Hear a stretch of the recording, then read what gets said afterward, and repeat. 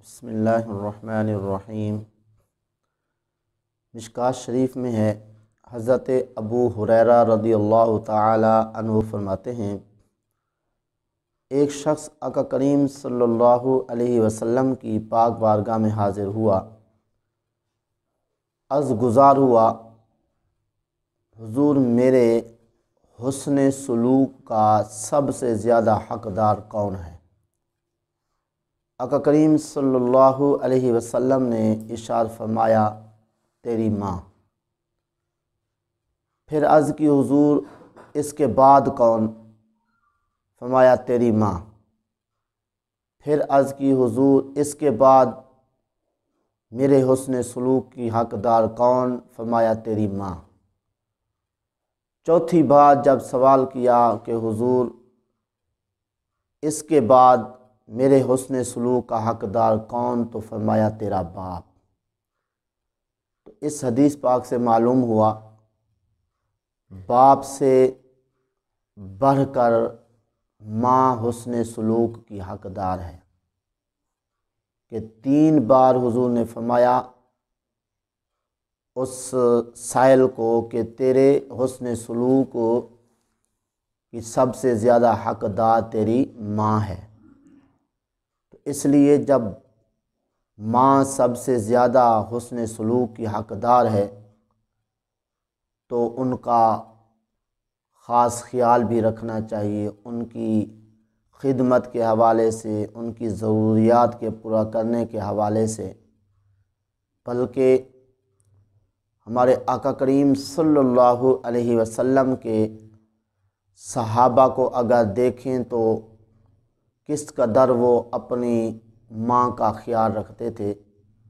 حضرت حذیفہ رضی اللہ تعالی عنہ نے اپنی ماں سے عرض کی، مجھے اجازت دے میں حضور کی بارگاہ میں جاؤں، آپ کے لیے بھی بخشش کی دعا کرواؤں، اپنے لیے بھی بخشش کی دعا کرواؤں۔ چنانچہ حضور کی بارگاہ میں تشریف لے گئے اور اپنی ماں کی بخشش کے لیے ابھی حضور کی بارگاہ میں عرض نہیں کی تھی، حضور نے خود فرما دیا۔ یہ خلاصہ حدیث پاک کا عرض کر رہا ہوں۔ حضور نے خود ارشاد فرمایا، حذیفہ تیری بھی بخشش فرمائے، اللہ تعالیٰ تیری ماں کی بھی بخشش فرمائے۔ تو اس طرح صحابہ کرام اس حسن سلوک کا حق ادا کرنے کے لیے آقا کریم صلی اللہ علیہ وسلم سے خود بخشش کی دعا کرواتے تھے۔ بلکہ ماں ایک ایسی نعمت ہے کہ بندہ اگر کوئی گناہ کر لے تو وہ گناہ ماں کی خدمت کرنے کی وجہ سے معاف ہو جاتا ہے۔ جیسا کہ ایک شخص آقا کریم صلی اللہ علیہ وسلم کی پاک بارگاہ میں حاضر ہوا، عرض کی، حضور میں گناہ کر بیٹھا ہوں، تو اس بارے میں کوئی اس کا علاج؟ آقا کریم صلی اللہ علیہ وسلم نے فرمایا، آپ کی ماں زندہ ہے؟ عرض کی، نہیں۔ فرمایا، تیری خالہ زندہ ہے؟ عرض کی، ہاں۔ فرمایا، جاؤ اس کی خدمت کرو، یہ گناہ تمہارا بخش دیا جائے گا۔ اب دیکھیں کہ آقا کریم صلی اللہ علیہ وسلم سبحان اللہ کتنے عیبوں پر پردے ڈالنے والے، حضور نے پوچھا تک نہیں ہے کہ کون سا گناہ کر کے آیا ہے، جس سے پتہ چلا حضور جانتے ہیں کہ کون کیا کرتا ہے۔ اس لیے اس نے آ کے سوال کیا، حضور نے پوچھا نہیں کہ کون سا گناہ کر کے آیا ہے، چونکہ حضور جانتے تھے یہ کیا کر کے آیا ہے اور اس کا علاج بھی حضور جانتے تھے، اس لیے اس سے پوچھا بھی نہیں، ساتھ ہی اس کا علاج بتا دیا، جا کے ماں کی خدمت کرو، اگر ماں نہیں ہے تو پھر اپنی خالہ کی خدمت کرو۔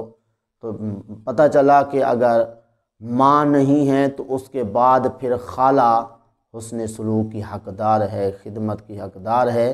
تو اس طرح ماں کی خدمت کرنے کی وجہ سے بھی گناہ معاف ہوتے ہیں، ماں اگر نہ ہو تو خالہ کی خدمت کرنے کی وجہ سے بھی گناہ معاف ہوتے ہیں۔